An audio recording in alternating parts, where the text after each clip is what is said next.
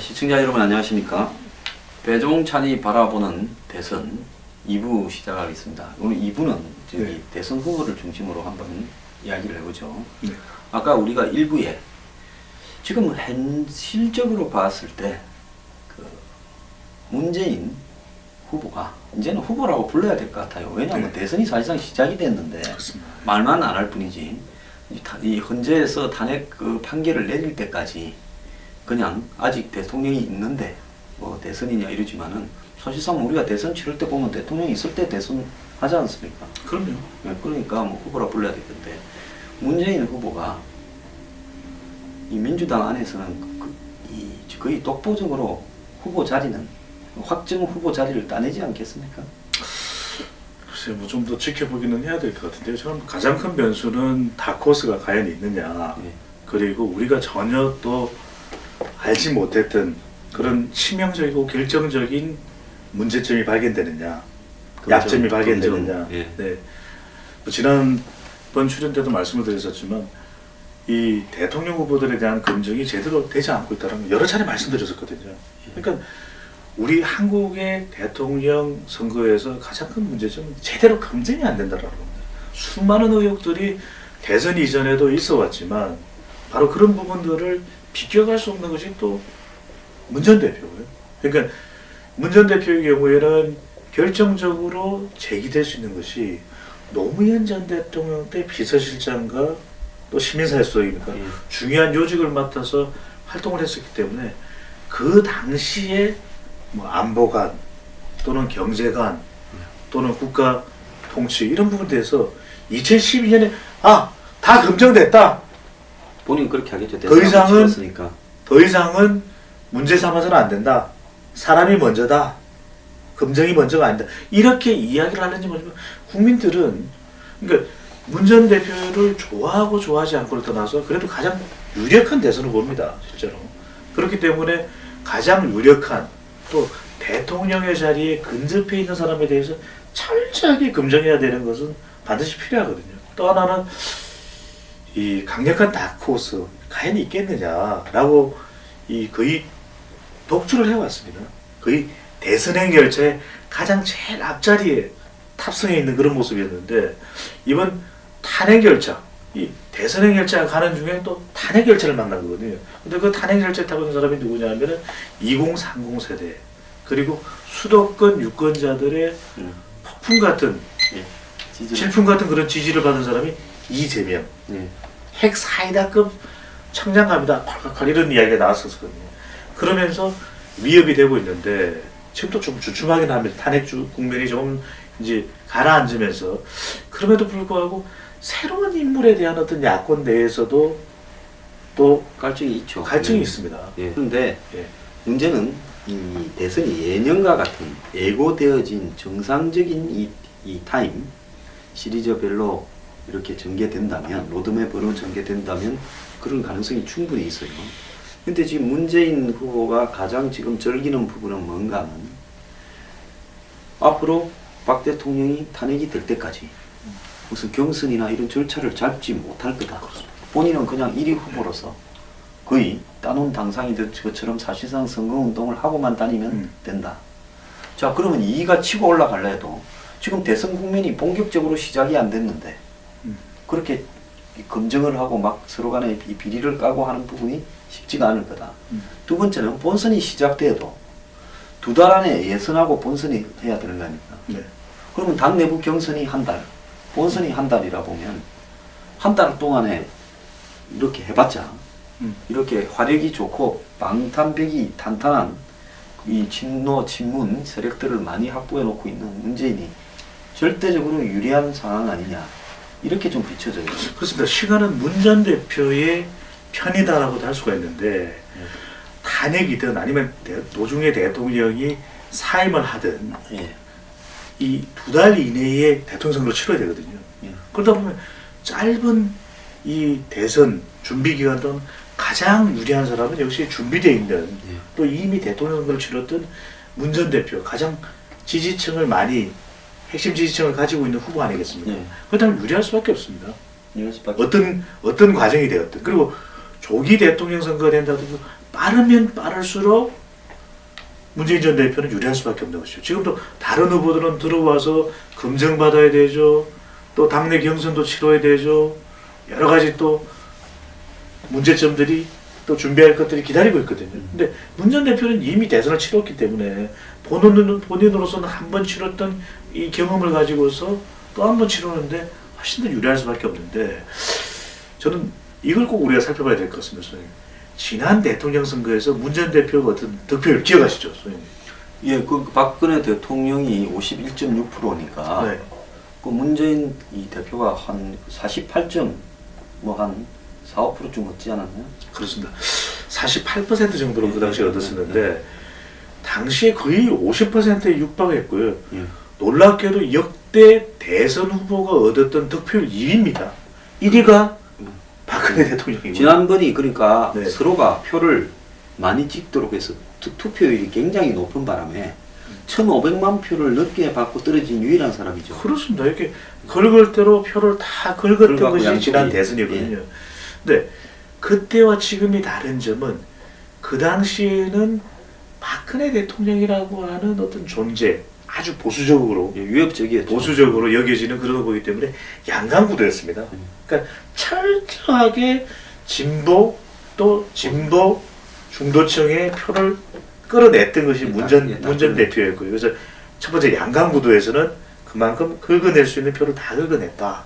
두 번째는 호남표를 싹쓸이 했었습니다. 그 당시. 예, 뭐 그때 가장 높은 비율이 있을 거예요. 그렇습니다. 90% 거의 예. 김대중 전 대통령이랑 맞먹는 그 정도예요. 또 노무현 전 대통령. 그렇기 때문에 사실은 지난 대선에서 가장 유리했었던 후보가 문 전 대표였었고요. 예, 사실 어떻게 보면 질래야 질 수 없는 그렇습니다. 선거가 진 거죠. 그러니까 여권 후보가 될 거냐 아니면 야권 후보가 될 거냐라고 2012년에 물어봤을 때도 여론조사할 때도 야권 후보가 됩니다. 이런 이야기를 했었거든요.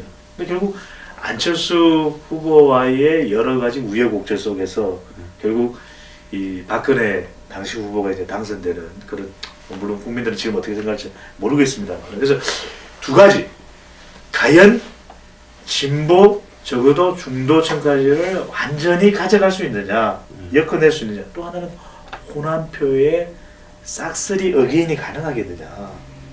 또 하나 마지막 포인트입니다. 그러니까 호남표, 무엇이 중원디, 무엇이 중원이냐고.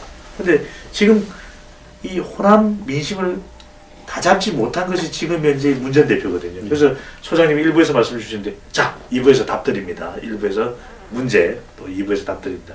그래서 지지율은 더불어민주당이 40%인데, 왜 문 전 대표의 지지율은 20에서 25% 사이일까? 네. 호남과 그리고 충청과 그리고 40대의 진보층을 끌어안지 못했기 때문에 바로 이 부분이거든요. 그러니까 호남과 충청을 지난 대통령 선거와 비교하면은 그만큼 끌어내지 못하고 있는 것이 지금 문 전 대표이기 때문에 저는 이 충청 대망론 무시 못한다고 보거든요. 충청이 항상 캐스팅 보트 역할을 해왔기 때문에 그래서 저는 이 호남과 마지막으로 충청 과연 문 전 대표가 지난 대선 이상 역할할 수 있느냐 여기에 키가 있다고 보죠. 그러면 지금 하나를 좀 이렇게 저 질문을 좀 드릴게요. 민주당 지지율이 40%에 국민의당 지지율이 13%? 그렇죠. 네. 네.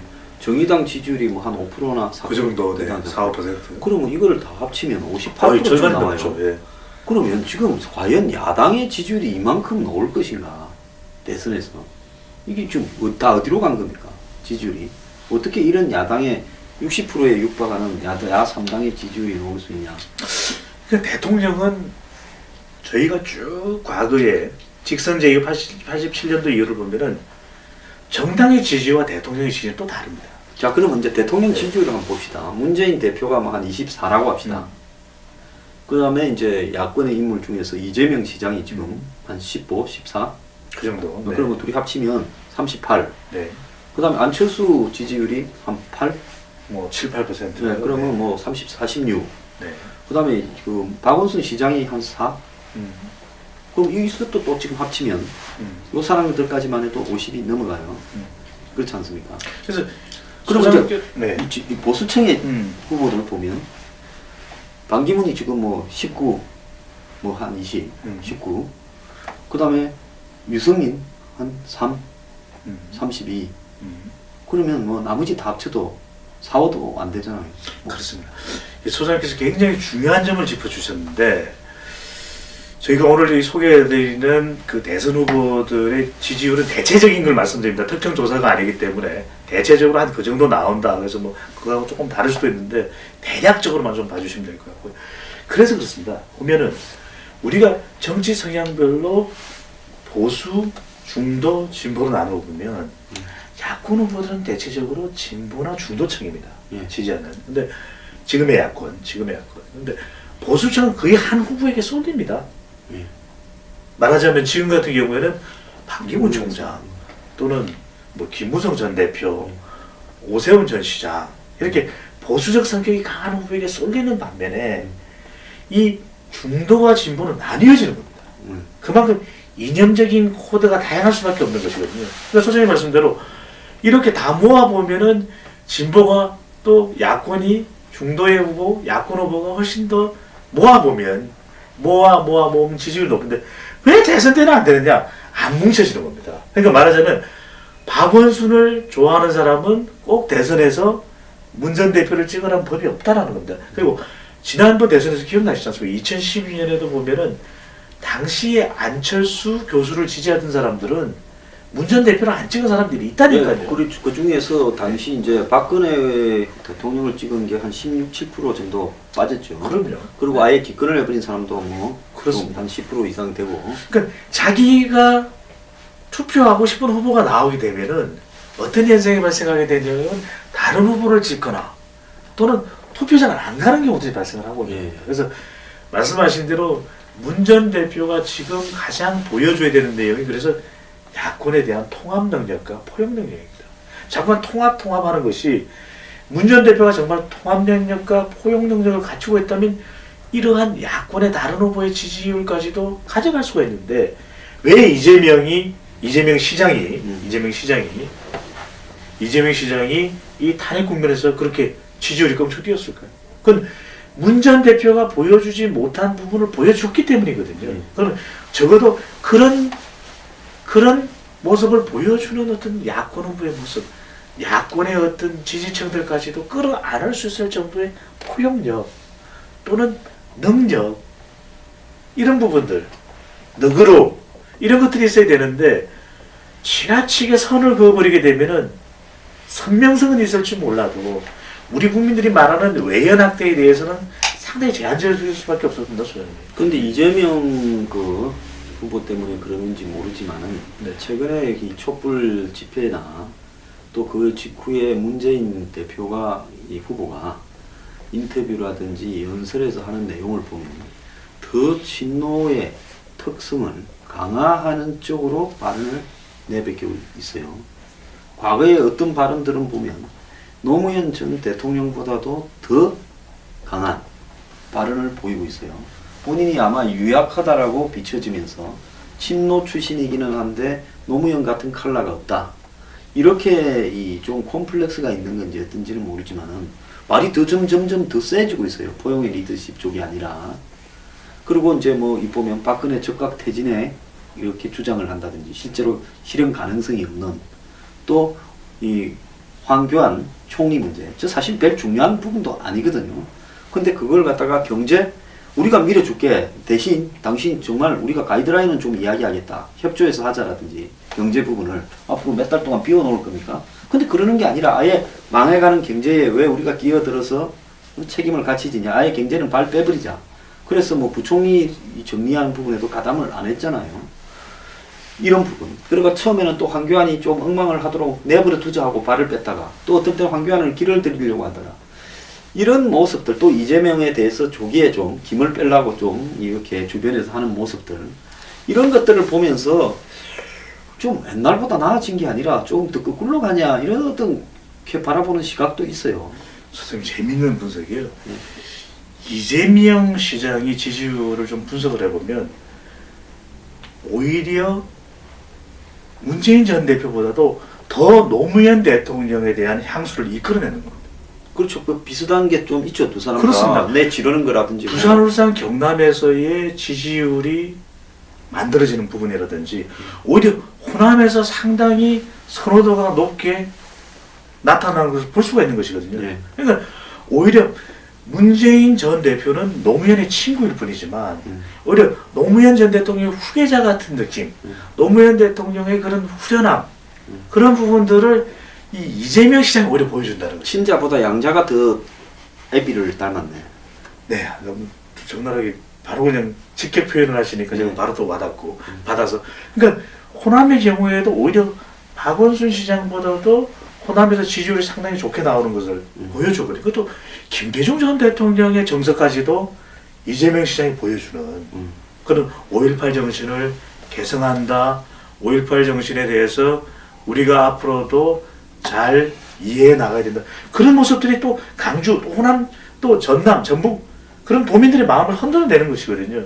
그러니까 오히려 문 전 대표는 이제는 그냥 문재인인 것이고 오히려 노무현 전 대통령의 유산을 덜 가져오는데 이 유산을 오히려 말씀하신 대로 정치적인 양자라고나 할까요? 그런 이재명 시장이 가져가는 모습을 보여주면서 오히려 이런 탄핵 국면에서 또 탄핵 그러면 노무현 전 대통령 생각 안 할 수가 없거든요. 그러다 보니까 핵 사이다급의 지지율 상승을 보였는데 그러면은 이재명 시장의 경우에는 그런 모습을 왜 만들어내느냐? 바로 충분한 설득력이 있다는 겁니다. 소장님 말씀하신 대로 같은 연한이라도 우리가 이미지 정치이기 때문에 어떻게 그런 부분들에 대해서 대중들을 설득시킬 수 있어야 되는데 그런 것이 설득이 되지 못하고 너무 강하다. 너무 강한 이미지만 줄 때는 강성 부분만 부각이 되지 그 사람이 가지고 있는 아주 인간적인 인간미, 휴머니티는 그렇지 않습니까? 상록수라는 노래를 부르면서 이 지지층들의 마음을 적셨던 노무현 전 대통령이고요. 마누라를 버리라는 말입니까? 이러면서 또 경선에서 폭풍 같은 지지를 끌어냈던 것이 노무현 전 대통령이거든요. 근데 한편으로는 임기 중에는 연정해야죠. 이러면서 연정에 대해서 또 이야기를 하면서 이 사람 도대체 이분은 도대체 어느 정도의 스펙트럼을 가지고 있느냐. 근데 아마 소장님 기억하실지 모르겠는데 노무현 대통령 재임 시에 그 광고가 있습니다. 노무현 대통령의 광고. 노무현 대통령의 광고 내용입니다. 대한민국은 분명 희망이 있습니다. 그런데 그 말을 했을 때 많은 국민들이 저분이 희망을 주려고 하는구나.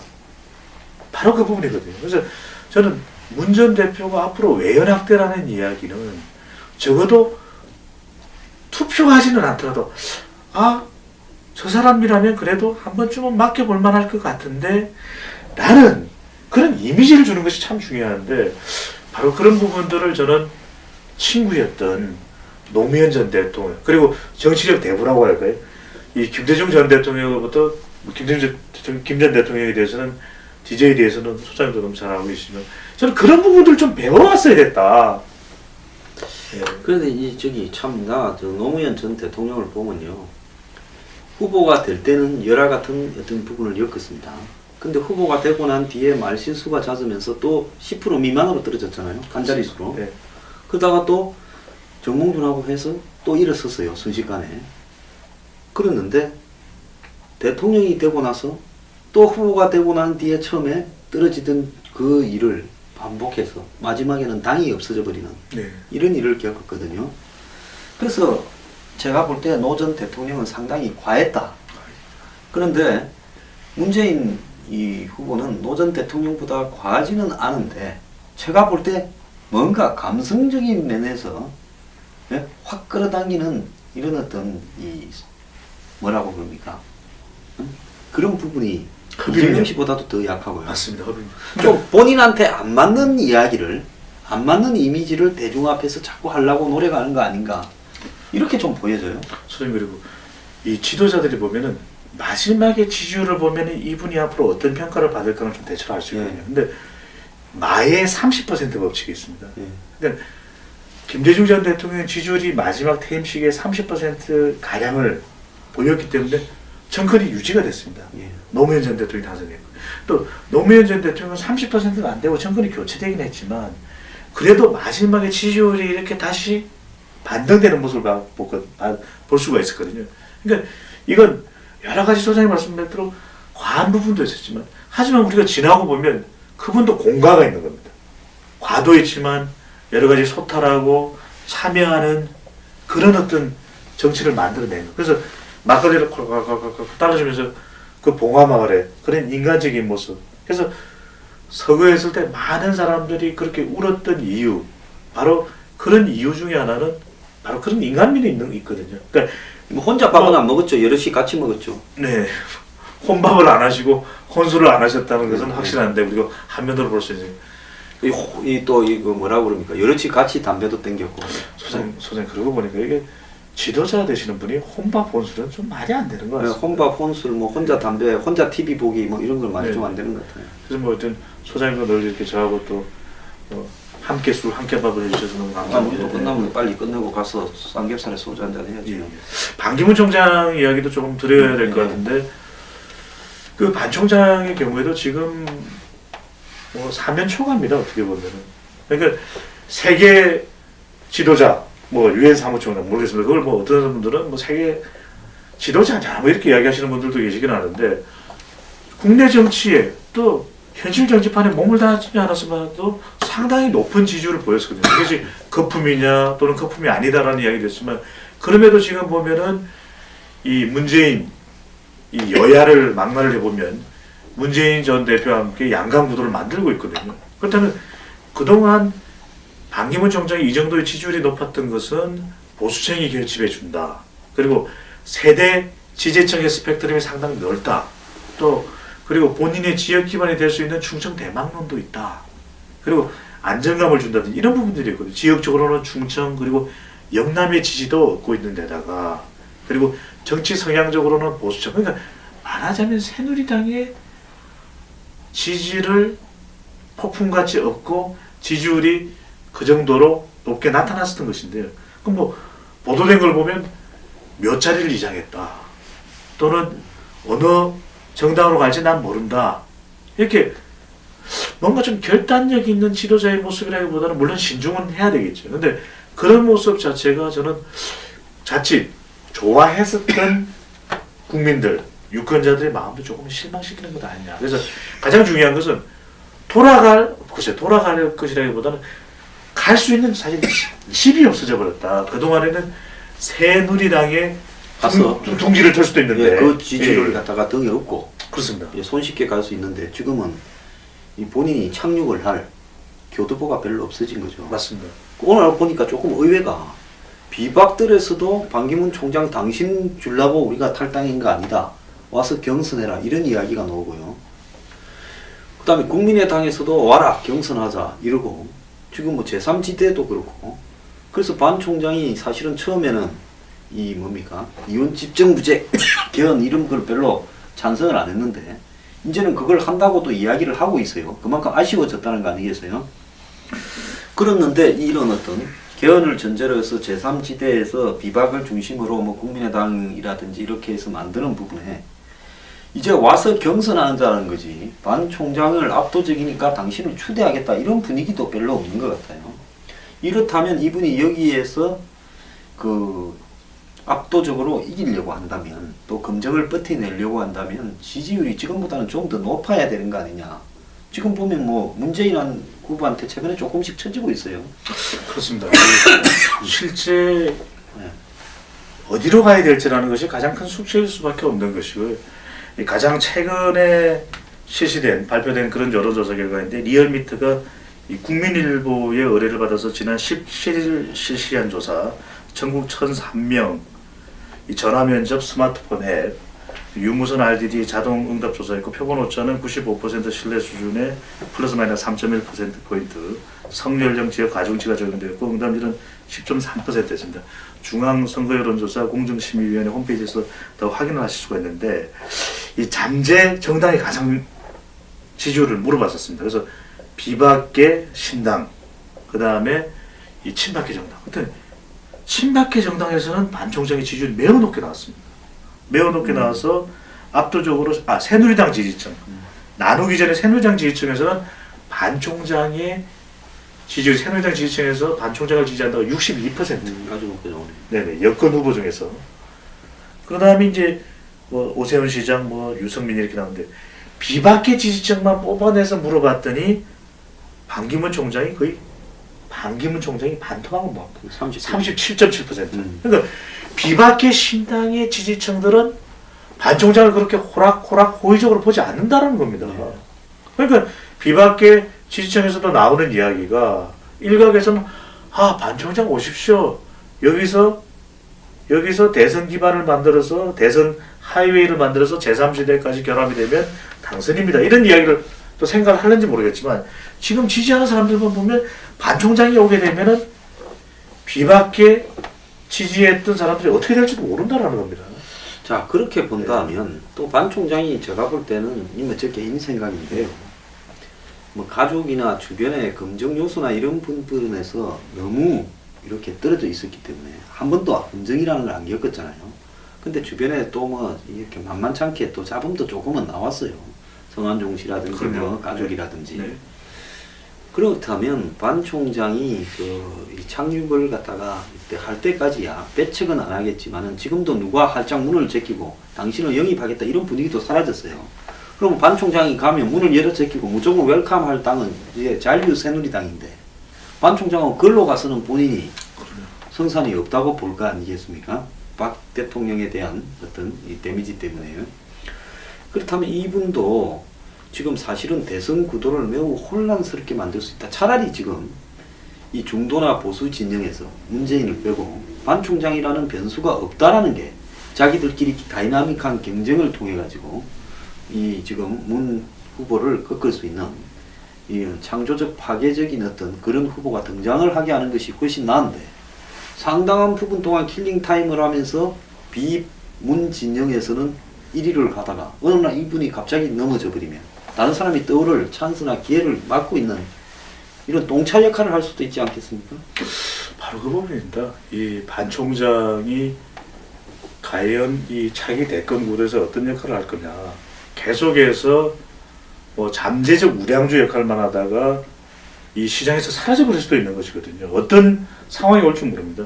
지금 반 총장에 대해서 지지율이 높은 것은 유엔 사무총장이라고 하는 이것이 가장 큰 이미지를 가지고 있는 것이거든요. 근데 앞서도 설명을 드렸습니다만 비박계 신당, 김무성 전 대표와 유승민 전 원내대표를 중심으로 한 이 정당의 지지층들은 반 총장에 대해서 아주 호의적이지 않다는 겁니다. 그러면 소장님 말씀대로 친박계 정당을 선택하냐? 그러면 그건 본인으로서는 가장 본인의 이미지를 또 구길 수밖에 없는 그런 상황이 연출될 수 있거든요.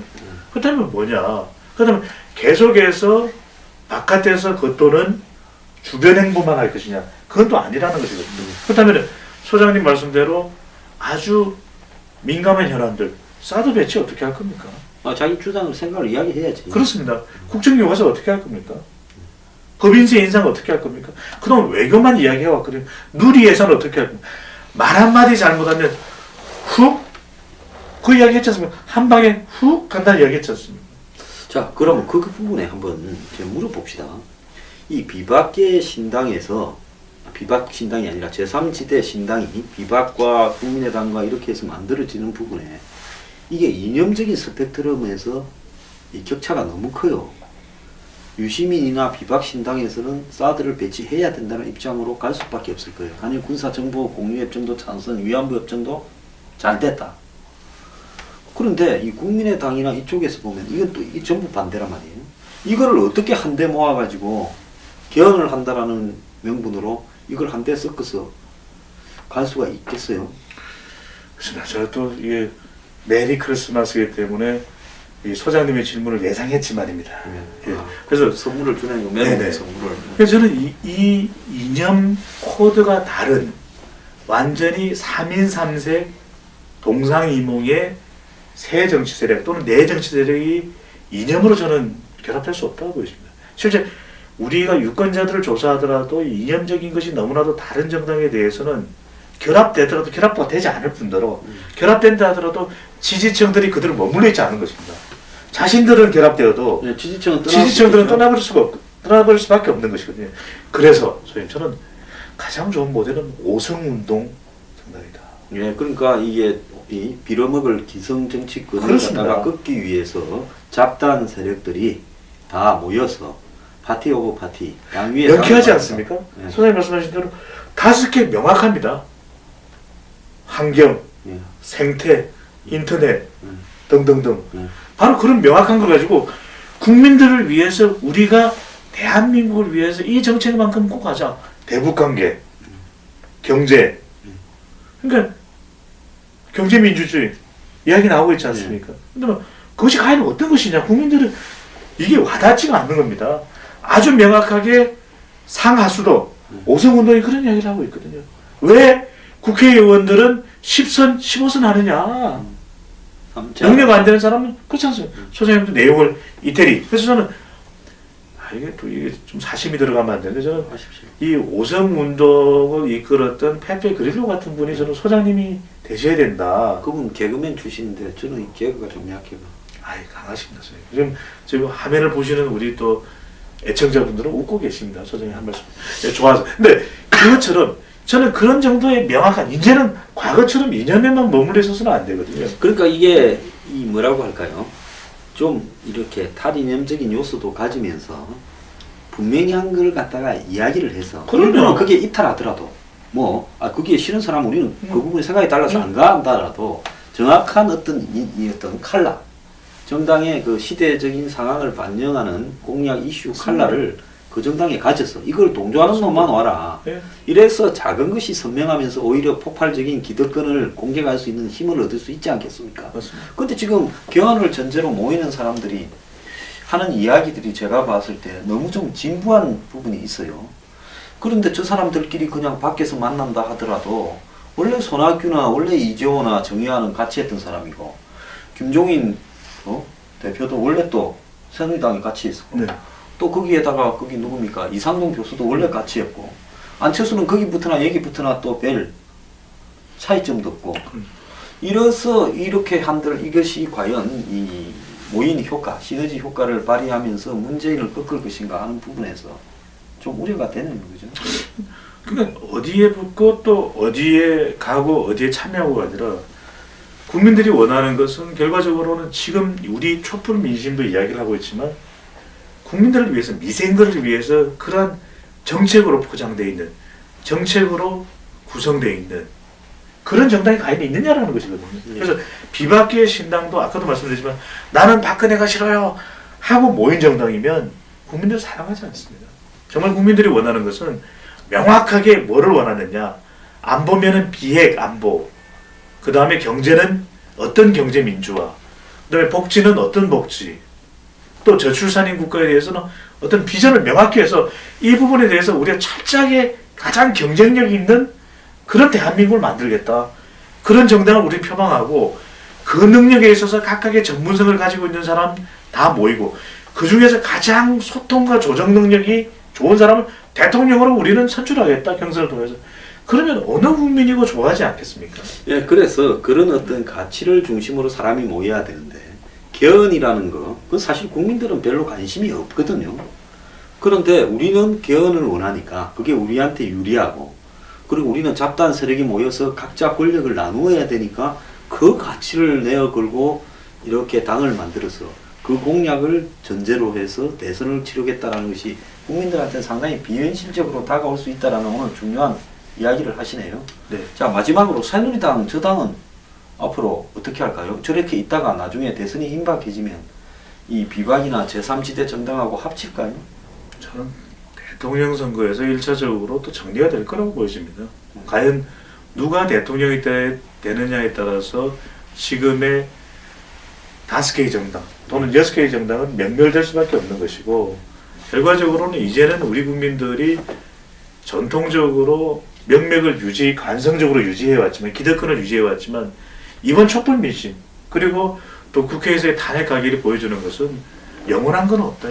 촛불 민심을 또 문재인 후보도 자의적으로 해석해서는 안 된다. 문재인 후보도 기득권일 수가 있지 않겠어요? 민주당도 그러고요. 그러니까 반기득권이 한국적 형태로 나타났다는 것이 촛불 아니겠습니까? 그렇습니다. 그걸 전부 자의적으로 해석하고 뭐 그렇게 해서는 안 될 거라고 보고 있고요. 그래서 지금 이 정당의 이합 집산이나 이런 부분들이 굉장히 혼란스러운데요. 자, 그 변을 전제로 한 저 제3지대 정당이 대선에서 승리할 수 있을 만큼의 파괴력을 가진다고 생각합니까? 이건 마지막 질문 한번 드리겠습니다. 순수한 개인적인 의견을 이야기를 저는 준비가 잘 돼야 가능한 일인데 예. 지금 준비가 되어 있느냐에 대해서는 물음표를 던질 수밖에 없을 것 같고요. 저 또한 지금 이들이 내세우는 부분이 변화하는 이 전 세계적인 정서나 또 대한민국 국민의 경제적인 어떤 현실이나 지금 갈증들을 해소하기에 저런 식으로 해서 될 건가 하는 부분에 대해서 의문을 가지고 있습니다.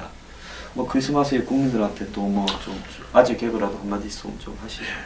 꼭 이런 저는 말씀을 드리고 싶습니다. 너무 안타까운 것이 니체가 자라투스트라는 이렇게 말했대서 신은 죽었다고 이야기했지 않습니까? 저는 정치는 죽었다. 이 연말에 좀 오늘 눈 내리지 않았나요? 오늘 쌀랑눈 내렸죠. 사랑도 내렸습니다. 이럴 때 정말 메리 크리스마스 할 수 있는 우리 국민들의 환한 분위기가 되었는데 아까 우리 1부와 2부 순서에도 말씀드린 메론 크리스마스입니다. 예, 우울하더라고요. 너무 우울합니다. 저는 정치는 다른 게 아니거든요. 국민들을 활기차게 행복하게 만들어줄 수 있는 그 정치를 내년에는 기대됩니다. 예, 제가 얼마 전에 영화를 하나 봤습니다. 네. Our Brand is a Crisis라고 산드라 블록이 좋은 영화 보실 때는 좀 같이 연락해 주시면 정치 영화인데요. 미국의 그 선거 전문가들, 우리 배종찬 본부장 같은 선거 전문가들이 볼리비아 대선에 개입을 해서 2008년인가 실제 있었습니다. 맞습니다. 알파도. 네. 예. 그래서 이제 거기에서 그 선거를 이렇게 이 공작 선거를 해 가는 건데 거기 아주 명언이 하나 나오더라고요. 이 선거가 예? 합법적인 것은 누가 돼도 세상이 변하지 않는다는 것을 의미한다라는 자조적인 말이 하나 나와요. 와닿습니다. 예. 와닿습니다. 그래서 선거 제도라는 것이 유용하지 누가 돼도 세상이 누가 되는 따라서 세상이 획기적으로 변한다면 한마디로 선거가 굳이 필요 없다 이런 이야기인데요. 오픈 이야기입니다. 예, 한국 정치에서 봤을 때 국민들은 또 다른 정치인에게 희망을 가지지만은 누가 된들 과연 정치가 변하겠는가? 이 크리스마스 때 김빼는 소리를 해서 죄송합니다만은 그러니까 국민들이 이번 선거만큼은 고정관념을 좀 버리고요. 이 새로운 변화를 위해서 어떻게 할 것인가 이런 좀 생각을 많이 하셨으면 좋겠습니다. 그래도 힘내시면 좋겠습니다. 예. 우리 국민들. 그럼 힘내야죠. 뭐 국민들이 힘내요. 정치인들이 맥 빠지게 해서 그렇지. 자, 감사합니다.